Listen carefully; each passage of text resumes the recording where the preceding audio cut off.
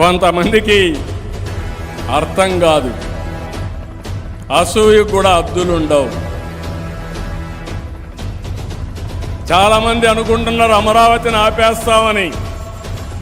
మొన్న ఆపారు, ఏమయ్యారో మీరే చూశారు. మళ్ళీ ఇప్పుడు వచ్చి అమరావతి నదీ పరివాహక ప్రాంతంలో ఉందని మాట్లాడుతున్నారు.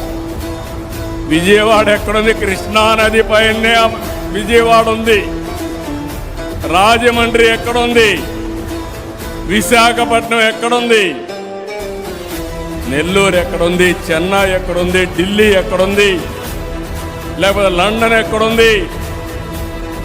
ఎక్కడ నదులుంటే, ఎక్కడ నీరుంటే అక్కడ నాగరికత డెవలప్ అయింది తప్ప వేరే ప్రాంతంలో కాదు.